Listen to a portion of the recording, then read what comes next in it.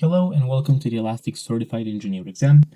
Today we're going to be covering the data processing topic and we're going to be starting with the reindex and update by query APIs. A reindex API is basically an operation that will copy and paste an index. So if we get the Kibana e-commerce data, we can copy and paste this into a new index, one that already exists, as long as they are somewhat compatible based on the mappings, or into a completely new one. So keep in mind, this is not the same as the aliases where we add just a name to this index. This is basically creating a new independent index based on this one. So how we do a reindex is we do a post underscore reindex, and here we choose the source. So this is the index that we're going to be making a copy of, and then a destination index and the index name where we want this. So let's say reindex e-commerce, and we create this, and now we have our reindex e-commerce search, and we see all the same data. Now the following is the update by query API. So this is basically a function that will go through an index and it will update it based on some code that you put in, and it will only update the parameters that match that query. So let me explain by doing. So we do post reindex e-commerce and we do update by query. And here we have a query and we have a script. Now, the query will choose every document that we want to change. So let's say we can either do a match all in order to change everything, or we can specify something like a match, and let's say we want to change all the orders that were made on Monday. So every order that was made on Monday will get changed. And what will change? Well, here we have the script, and in source, I recommend you to do this. You add another double quotation, and then you have 3 and 3, and you type in here. You type in here because this way you can add lines instead of having a single line of code. Now let's make the following. Let's change currency from euros to US dollars. So in order to do that, we do CTX, which is context underscore source. In this case, it is different. So in the update by query, instead of doing the emit document, this time we're doing context dot underscore source, and then the field name, so currency, which is going to equal USD. Then a semicolon because this is a whole line, and then we can change something else, which we're going to be changing the taxable total price. So CTX source taxable total price is going to equal, in our case, the same but times 100. So on this index right now, after we run this code, well, let's just run it actually. Now, if we look into this reindex e-commerce search, we're gonna see that all the orders that were made on a Monday, it changed the order of the array for some reason. So let's add a query that is gonna match day of the week to Monday. You can see that all the ones that were on Monday now have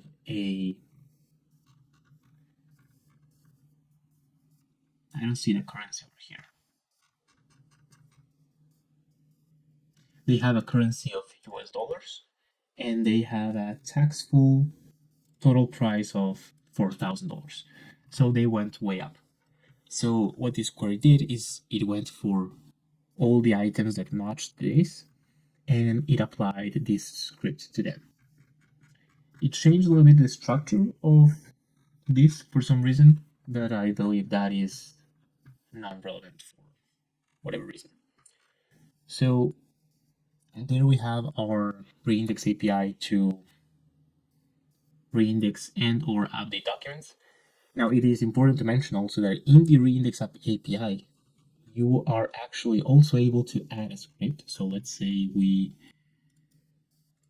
add this script, and just like that, we add a comma here.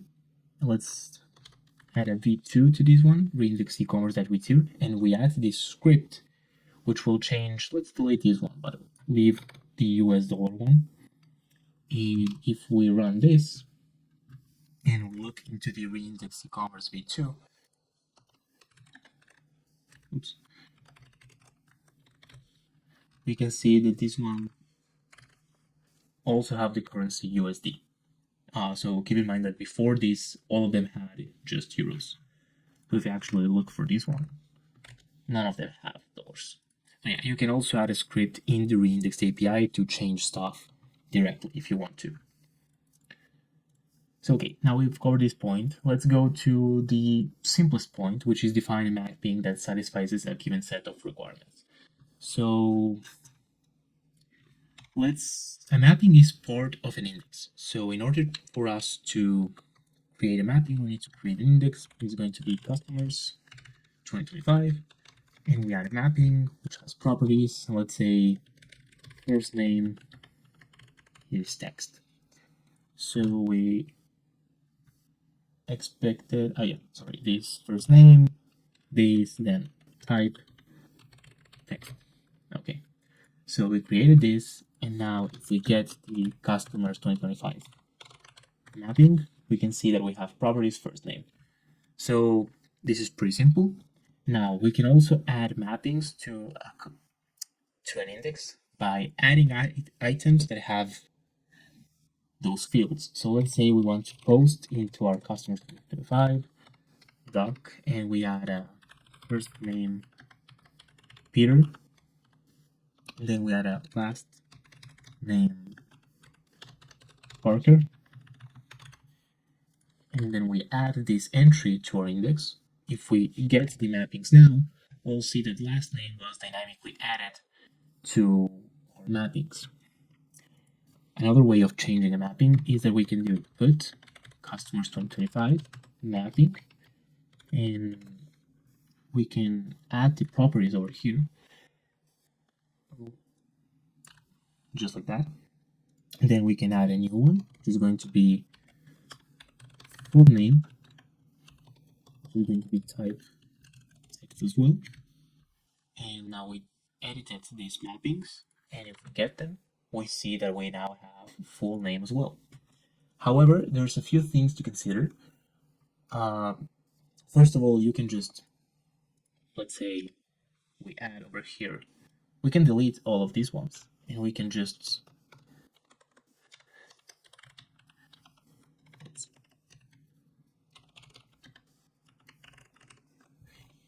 add properties like this way without mentioning the first ones. However, this will not delete any of these ones, any of the previous ones, because you cannot delete properties, and you can also not change the property types. So basically, once the mappings are done, you cannot edit them. You can add, and that's it. In order for you to, let's say, change properties, so change the age to a double or change the first name to be a keyword, you would need to use the reindex API to create a new index with the proper mappings that you want,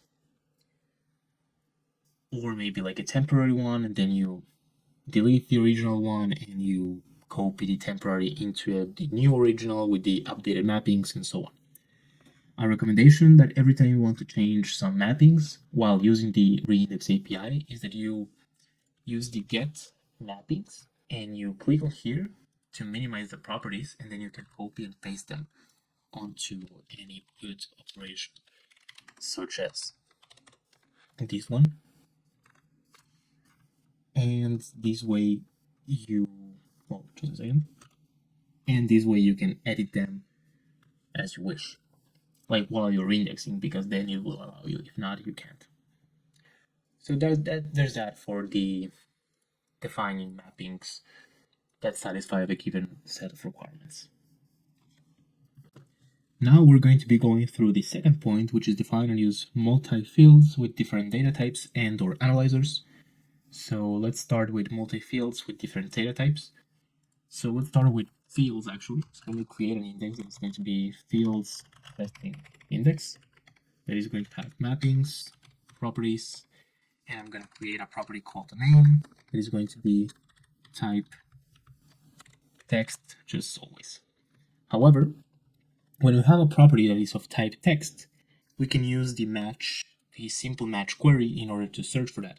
But we cannot use the terms query because this is not a keyword.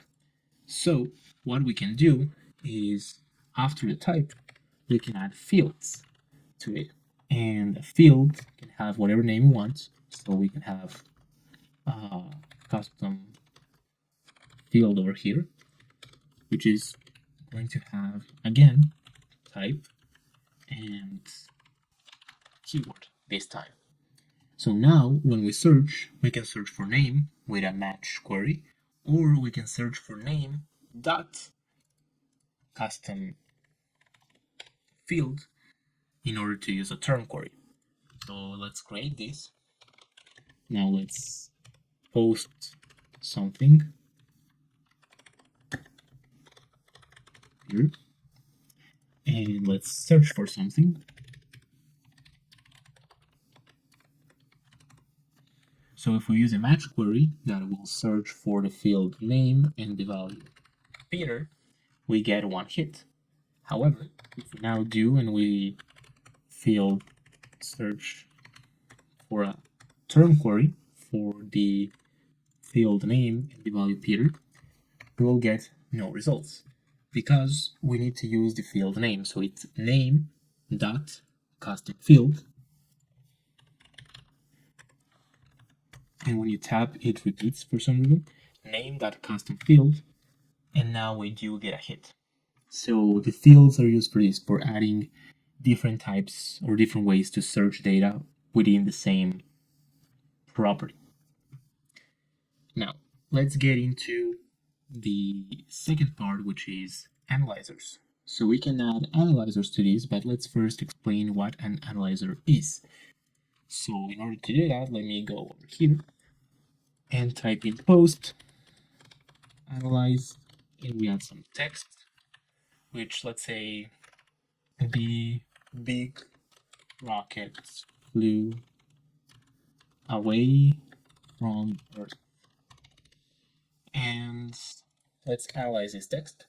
And basically, analyzing is what Elasticsearch does when you search for something. So when you search for a match query, Elasticsearch does this to the text. It divides it by the blank spaces and also by any character that is not a letter, and does this. Now we have this string converted into tokens, which are the big rocket flew away from Earth. And we don't even see these ones over here. And this is the standard analyzer. We can change the analyzer by typing analyzer and choosing a type of analyzers, which I'm going to be showing later. White space is one of them. And this analyzer doesn't change the uppercase to lowercase as this one does, and also only divides by white spaces. So we get D, big in uppercases, rocket, flew away, connected, and we get the exclamation points at the end. If you want to search for analyzers, you will go to the documentation, analyzer, you choose simple analyzer or any type, and then you can see the different types that there are over here. You can click on here and you see the definition and description of each one of them. So white space analyzer and stop analyzer are the most common ones that you might get asked about in the exam. At least I got asked about those two. And the stop analyzer, I'm gonna use this one for the following examples. The stop analyzer removes all the stop words from a string. And stop words are basically any word that is in part of this array of words, which is basically actually a real term in English language. It means like words that have no meanings by themselves. And in other languages, you might call them like empty words or something, like in Spanish or Italian.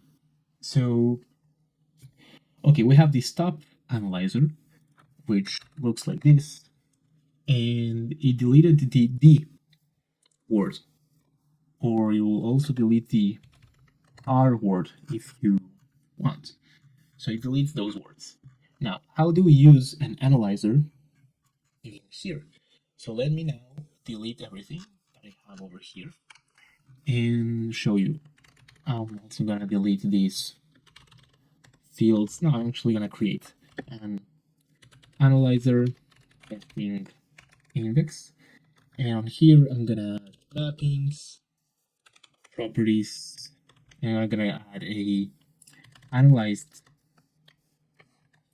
name property that is going to be of type text, and it will have the analyzer. You can add after type, you add analyzer, and you choose the kind that you want. So I'm going to add a stop analyzer, and then I'm going to be adding another name that is going to be called regular name, that will not have an analyzer, or will have just simply a standard analyzer. So if you don't put analyzer, it will always have a standard analyzer. So I can create this index over here, and I can post into the analyzer index. I can add the analyze name, which will be Peter the Great. And then I can copy and paste this and use a regular name that is going to be Peter the Great without the comma. So I created this entry, and now I get this entry through get analyzer search. I do a match query, and well, first of all, let me do a match all query. If I do a match all query, I can see that inside of this index, the data stays the same. So I see analyze name and regular name, and they are stored just as I put them in. However, the analyzer applies during the search, so it's basically during runtime. And let's say I want to do a match on the regular name, and I can search for the word D. The regular name will give me one hit because regular name has D inside of it. However, analyzed name does have the word D. However, when you search for it, it gets analyzed using the stop analyzer, and the stop analyzer removes the word D. So you will get 0 hits. And that is how analyzers work and how you can use them inside of mappings and properties. Now, for example, you can also add analyzers inside of custom fields. So let's say that you want the whatever analyzer for this to be stop for some reason, and then inside of the fields you want a custom field that has maybe the same, or maybe just make a field that is not analyzed field that will be of type text. You can repeat the types. It is not necessarily one field for each type. You can repeat type text, and you can add the analyzer of type standard. And now I will first have to delete these fields in order to create it again. And if I delete everything from under here, and I now post to the fields testing index, yeah, and add a name that is Peter Great, I create this, and then if I look for that,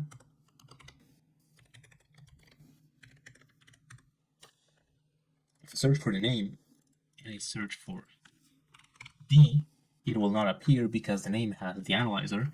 However, if I look for the name in the not analyzed field, I will get a hit because this one does not have the same analyzer as the original one. And just like that, you can connect any type of fields with any data types and any analyzers that you want inside of the same property. And that way we have covered the second point of this data processing topic. Next, we're going to define and use an ingest pipeline that satisfies a given set of requirements. So a pipeline is generally used in the Reindex API, and what it is like a pipeline, just like the name says, that has an array of actions that are going to be applied to the index. So you want to reindex index number one, and then you want to apply an action which is change this field, then another action, remove this field, then a third action that can be a script, a personalized custom script that will apply some custom changes. And you will go one by one, and then you will get your final index with all the changes that were defined in the pipeline. So first of all, we have to create a pipeline, because as you can see here, we have a pipeline and we simply define the name of the pipeline. So to create a pipeline, we use put and we use ingest / pipeline, and then our pipeline name, which is going to be testing ingest pipeline.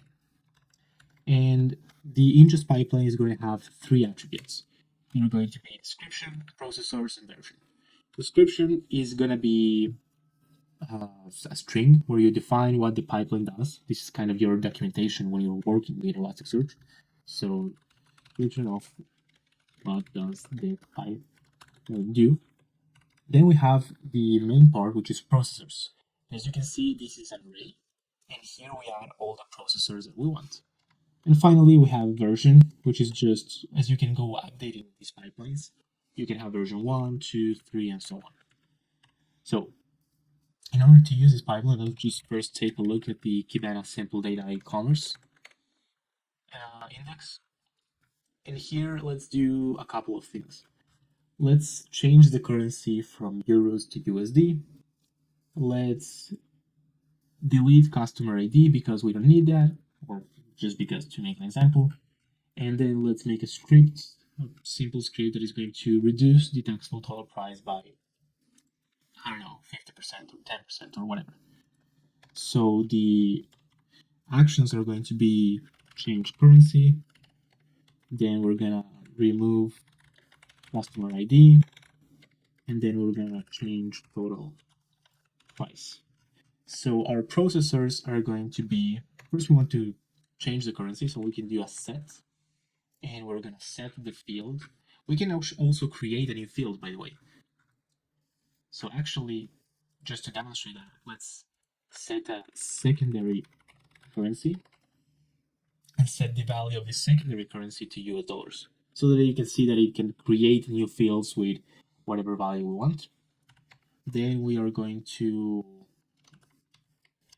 remove the customer ID field,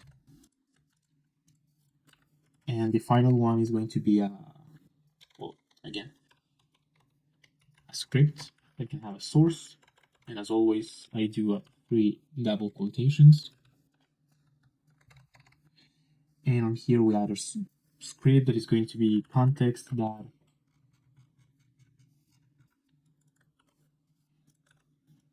taxable total price is going to be equal to this divided by, well, multiplied by 0.5, so it's going to be 50%. And you might have noticed right now that we have used context dot the field name, which is different from what we did before, which was context dot underscore source field name. And that is because when you're using Painless, depending on the different scenarios, you use it differently. So in the ingest pipeline, you use context dot field name. However, if you're doing an update by query, you should use context dot underscore source dot field name. And during a runtime mapping, as we saw in the searching data video, you use document, square brackets, single quotation, the field name, and then dot value. So as we're doing ingest pipelines, it will just be context dot field name. So we have this. Now we create this ingest pipeline, and we are going to use it. So to use it, let's do the Reindex API. We choose the source or Kibana sample data e-commerce. We're going to call the new index the pipeline version e-commerce, and we're going to use the pipeline that we created that is called testing ingest pipeline. and we're gonna run the reindex, and finally we're just gonna get this pipeline version e-commerce. So search, and we should see a secondary index, secondary currency, that is US dollars. We should see that customer underscore ID does no longer exist. There's no matches. And finally, the taxable total price was 18, and I believe the first one was about 30, so they all got reduced to half. So that is how you use the ingest pipelines. However, there is one more thing to know about ingest pipelines, which I believe should be a full topic in here. I mean, a whole point inside of data processing, but it's not named. However, it is really important for you to know, and it is that there is a processor called enrich. And I'm going to explain to you the enrich processor by making a question that will, a type of question that might appear during exam that is a quite complex and long question. So let me show you. Let's say you have the following scenario. You have an existing index called customers, which contains a document with a type field, old or new. Like the values are going to be old or new, and the type and the field is going to be called type. You also have a customer's type index, so a separate index where you have a name and a description. And your goal is to enrich the documents from the customer's index so that every document gets a new field called type description, whose value is the corresponding description from the customer type matched by the type and name. So basically, the customer's index will have type equal old, and then customer type will have the name old with a corresponding description. You want to have a final array, final index that is going to be customers, but with a new field called type description, which will have the appropriate description from the customer type. So I know this might be a little bit confusing, but I'm gonna make an example, and I hope you understand my visuals. So I have some things to copy and paste here so that I can perform these examples. So we have an index that is customers that have name and type, and then we have customer type with name and description. And examples are, we have customers, and let's say we have Peter that is type old and John that is type new. We also have the customer types in the other index that are type name old and description customer that was created before store opening. And we have customer type new, which was customer that was recently created. So basically, as Peter is old, we want to our final index to have something type description as the question asked, and because here is old, we want to get the old customer type from this index and get this value over here. And then we want to get, as John is new, we want to get a type description that is going to match this value over here. So this is what we want to get, basically. So let's delete this, and let's just create these indexes and documents so that we can work on the example. Create John, create Peter, create old, create new.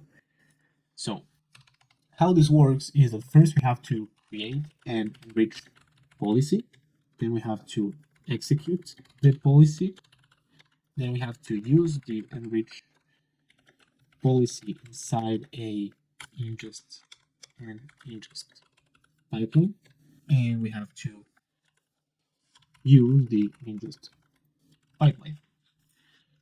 So there are 4 steps. First of all, I want to make a distinction, and I'm going to be calling the customers array, the customers index, I'm going to be calling this the primary index. So the primary index is the index that we start with and that we copy in order to make a final index. And then the customer type index is going to be our secondary index, and the secondary index is going to be the one from which we extract data. So this is the main index, let's say, primary index, main index, and the secondary index is the one from which you just extract the data. but nothing more than that. So let's create an enrich policy. So you will do an enrich policy and you choose changes. You choose a name. So let's say customer type enriching policy. And here you can add a match. And you have three things to add. So first of all is indices. Keep in mind the enrich policy works with the secondary index, so the one from which you extract data. In our case, we are extracting data from customer type. So, oops, I didn't copy this. We extract data from customer type. Then, matching field. We have two matching fields. As we saw in the question, we need to match type and name. So basically, because customers have the type, which is old, and then in the customer type, we have the name, which is old. So we have two fields that have matching values. As I said, the enrich policy works with the secondary index. So you want the matching field from the customer type, which in our case is going to be name.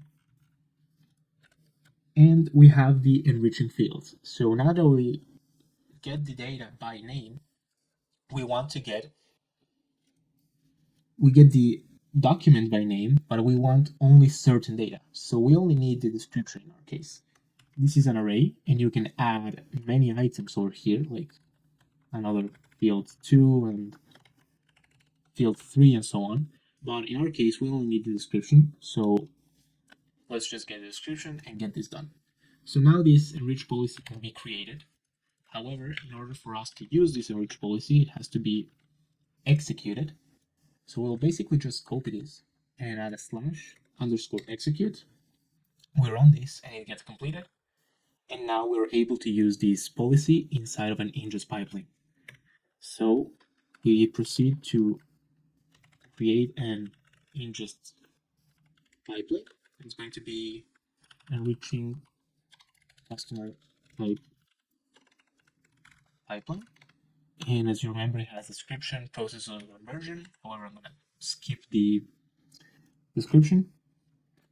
And here, it is important to know that the ingest pipeline, unlike the enrich policy, this will work with the primary index. So now we're referring to the primary index, and we're applying changes to this index, not the secondary one. We can forget about the secondary index. So that is important because in processors, we have the enriched processors, where we have the policy name, which is the policy that we created, so we add the name, and it asks for field. This is the matching field, so one of the fields that match the other by their value. However, as we're now referencing the primary index, as I said, we have to get the field name with the matching value, which is going to be type. That is because the type from customers is going to match the value of the name of their secondary index. So I know I chose some names that are a little bit confusing, but as you know, enrich policy goes to secondary index and ingest pipeline focuses on the primary index. And now, this enrich policy will now create in our primary index a new field, and you can choose the name of this field, which we're supposed to have a field called type description that contains only the description string and not a nested object. So here we have a problem because when we use an enrich policy, we always get an object. So we're going to call this enriched data. And this is not going to have just the description that it will because we only add a description here, but it will be an object where description is going to be one of the fields.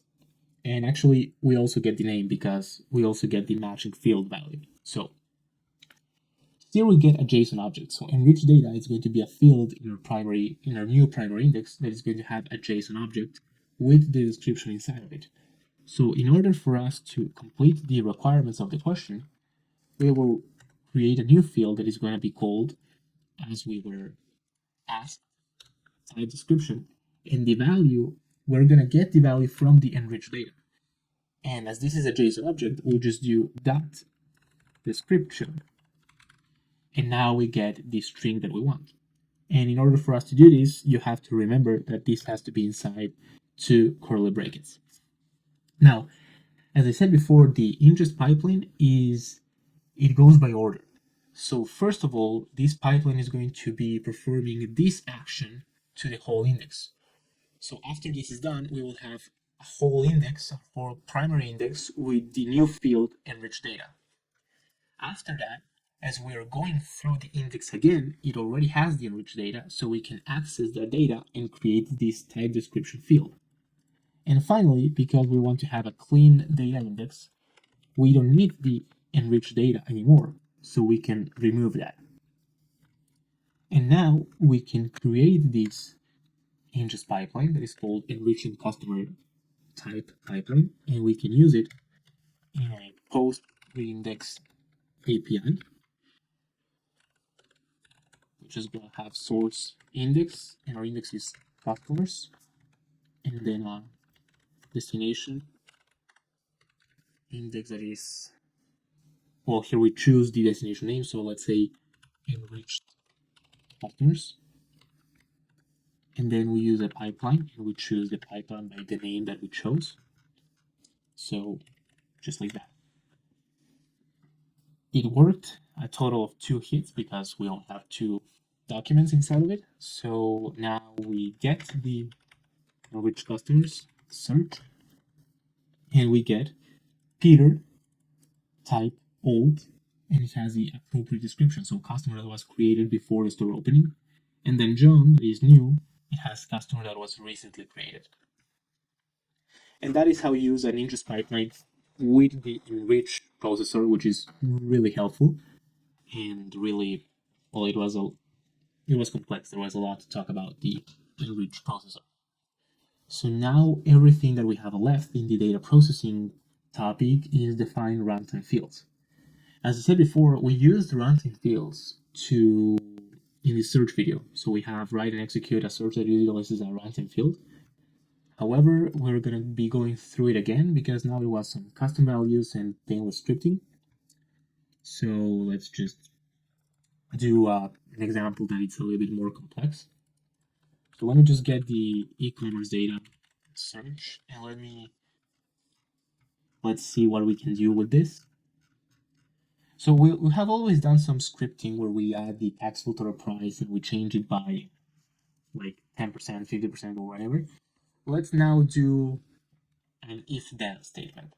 So we're gonna tag the orders, and we're gonna say that every order that is under $100 is gonna be a low value order, and every order that is above 100 is going to be a high value order.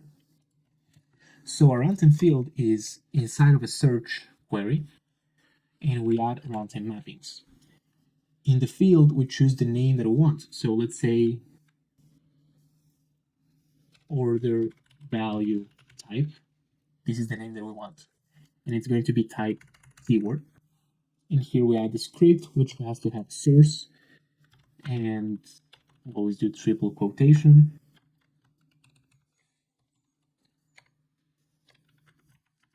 Maybe I want these quotations. So inside of the source, remember that in Painless, inside of a runtime mapping, in order for us to access the taxable total price, we will not do context to that field name, but we'll do document, square brackets, single quotation, field name, and then value. So as you can see here, if you go, let's go to the basic documentation, you can see Painless. If you are not sure about how to use Painless, you can search in the documentation for Painless examples, and you will see some. You can here we have an if statement. So if blah blah, then do this, and then maybe we can have an else statement somewhere. Yeah, here we have if this, then blah blah blah blah. And if you're unsure about Painless, you can search for examples and try to figure it out here. So let's make it so that if we have, remember, document, square brackets, single quotation, taxable total price is equal or greater than 100, then we are going to emit the value high. And else, also this is a line, so we have a semicolon. And then else, we will, oops, we need to open this. Else we will emit the value low.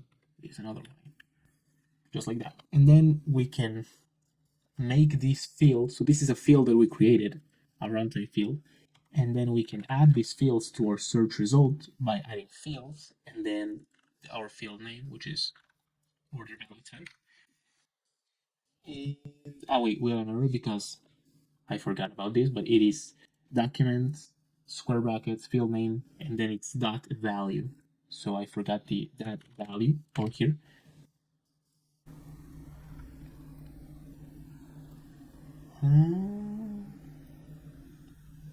What is going on? If document taxable total price that value greater than 100, we emit high. If not, we emit low. This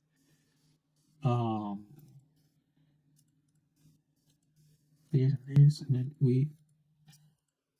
this is closing that, this is closing this. What is the problem? All shards failed. Invalid sequence of tokens. Oh, it is this and then this. Okay, so I got the greater than wrong. Okay, now we did the proper search and we can search for order value type and we can see low, we can see high, high, low, and so on. Now these fields can actually be used further on. So maybe if you remember aggregations, we can even use these fields inside of an aggregation. So let's delete the fields and add in aggregation. And so this aggregation is going to be whatever, my custom aggregation. And let's say we want to know how many high value orders we have and how many low value orders we have. So we can do the terms aggregation that will tell us how many times a keyword appears, and we choose the field, which is going to be our custom field over here. And also, you remember that for aggregations, you set the size to 0 so that you don't have to scroll all the way down to see the aggregations. So you run this, and we get no hits because of the size 0, but we get the aggregations, and we can see that we have 3,600 orders that were low value, and then 1,000 orders that were high value. So keep in mind, you can use the fields to just display the fields, or you can use these custom fields that you created in your aggregations as well. And that completes the data processing topic.